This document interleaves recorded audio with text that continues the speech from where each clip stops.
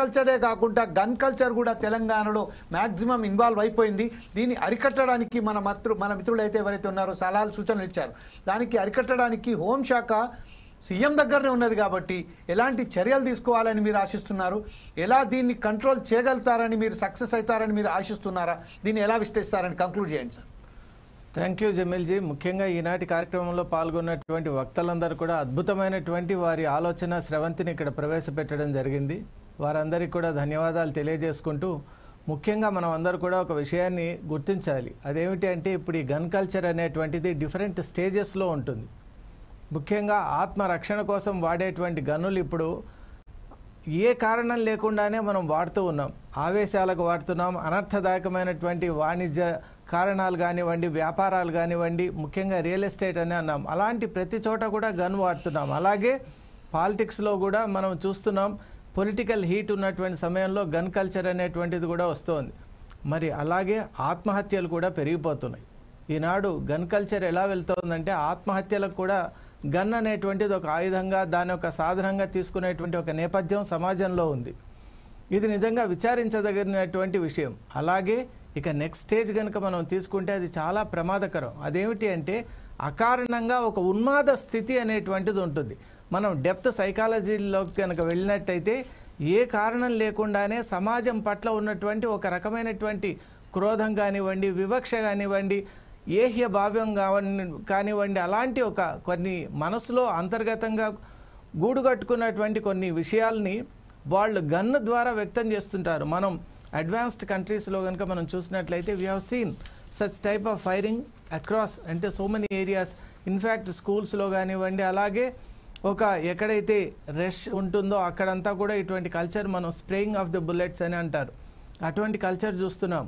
మరి మన ఈ తెలంగాణ సొసైటీ కూడా అటువంటి నేపథ్యానికి వెళ్లకుండా కాపాడవలసినటువంటి బాధ్యత ఈరోజు కార్యక్రమంలో పాల్గొన్నటువంటి పెద్దలందరిపైన కూడా ఉంది. ముఖ్యంగా మనకిక్కడ రాష్ట్రంలో హోంశాఖను కూడా ముఖ్యమంత్రి వర్యులే స్వయంగా వహిస్తున్నారు అంటే దాన్ని మనం రెండు రకాలుగా చూడొచ్చు. ఒకటి, హోంశాఖకు ఉన్నటువంటి ప్రాధాన్యతను వారు గ్రహించి దాన్ని తమ నేతృత్వంలో ఉండటం అంటే దానికి ఎక్కువ ఇంపార్టెన్స్ ఇస్తున్నారని కూడా మనం భావించవచ్చు. అది నిజంగా అభినందించదగ్గ విషయమే. అలా తీసుకున్నట్లయితే ముఖ్యంగా సమీక్ష అనేటువంటిది చాలా ముఖ్యం. తాటికుమార్ గారు ఒక విషయం చాలా అద్భుతంగా చెప్పారు. సమీక్ష అనేటువంటిది, పీరియాడికల్ రివ్యూ అనేటువంటిది లేకపోతే ఇంత పెద్ద స్టేట్ను మనం నిజంగా కంట్రోల్ చేయటం అనేటువంటిది అసాధ్యమని.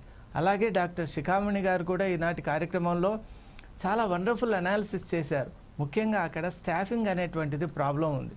అది ప్రతి ఒక్కరు కూడా గమనిస్తున్నారు. అయినా అద్భుతంగా పనిచేసేటువంటి పోలీస్ వ్యవస్థపైనే ప్రతి ఒక్కరి దృష్టి ఉంది. నిజానికి చెప్పాలి అంటే రాత్రి పగలు తేడా లేకుండా పనిచేసే సంస్థ, వ్యవస్థ పోలీస్ శాఖ కాబట్టి వారి కష్టాలు వాళ్ళకే తెలుసు. మరి అటువంటి కష్ట నష్టాలకు గురి అవుతూ కుటుంబాలకు దూరంగా గడుపుతూ కూడా వాళ్ళు విధి నిర్వహణ చేస్తున్నటువంటి ఆ వ్యక్తులను నిజంగా సమాజం సరైనటువంటి ఊతం ఇవ్వటం లేదు. అలాగే వాళ్ళందరూ కూడా రాజకీయ నేతల చేతిలో బందీలు అవుతున్నారు. ఈ విషయాన్ని మాటిమాటిగా చెప్తున్నాం. ఎందువల్ల అంటే అక్కడ ఫ్రీడమ్ లేదు. ఫ్రీడమ్ ఆఫ్ యాక్షన్ ఎప్పుడైతే ఉండదో, చేతులకు ఎప్పుడైతే సంకెళ్ళు వేసినటువంటి ఒక పరిస్థితి ఉందో, తెలిసి వాళ్ళ మనసులో ఇది నిజంగా తప్పని తెలిసినా కూడా దానికి వాళ్ళు చర్య తీసుకోలేకపోతున్నటువంటి ఒక సందర్భం, సినేరియోస్ చాలా చూసాం. మరి అటువంటి పరిస్థితి మన తెలంగాణ రాష్ట్రంలో ఉండకూడదు. ఢిల్లీలో ఉన్నప్పుడు అప్పుడు చూసాం చాలా సంఘటనలు. ఇక్కడ ఉత్తరాదిలో అయితే గన్ కల్చర్ అనేటువంటిది చాలా విస్తృతంగా ఉంటుంది. ఇప్పుడు బీహార్ కానివ్వండి, అలాగే యూపీలో ఉన్నటువంటి మిత్రులు చెప్తుంటారు కదా, గన్ అంటే అక్కడ వాళ్ళకి సర్వసాధారణమైనటువంటి విషయంగా మారిపోయింది. మరి ఆ పరిస్థితి మన తెలంగాణ రాష్ట్రానికి రాకూడదు. ముఖ్యంగా పోలీస్ శాఖ మన ముఖ్యమంత్రి వర్యుల యొక్క ఆదేశంతో ఒక పని చేయాలి. ఈ ఇల్లీగల్ గన్ ట్రేసింగ్ అనేటువంటి ఒక క్యాంపెయిన్ను వాళ్ళు చేపట్టాలి.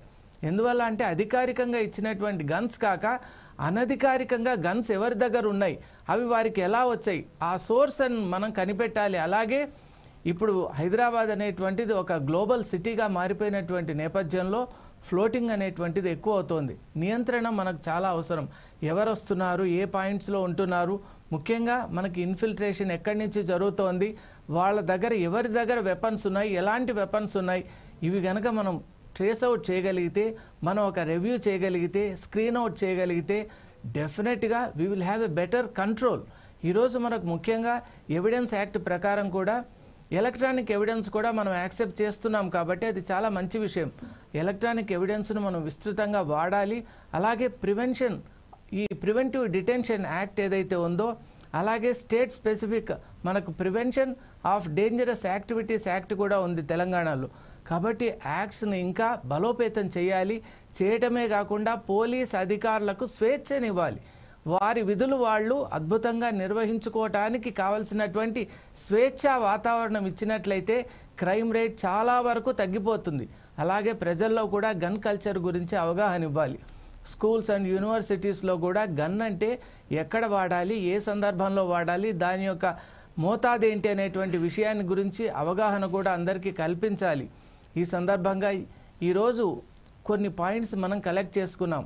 వాటిని విస్తృతంగా ప్రమోట్ చేస్తూ తెలంగాణ రాష్ట్రాన్ని అభివృద్ధి పదంలో మనం అందరూ తీసుకొని వెళ్ళాలని ఆశిస్తున్నాను. Thank you very much Sudhakar Sharma గారు. ఈరోజు పార్టిసిపేట్ చేయడానికి రాజశక్కమణి గారికి, అలాగే నారగోని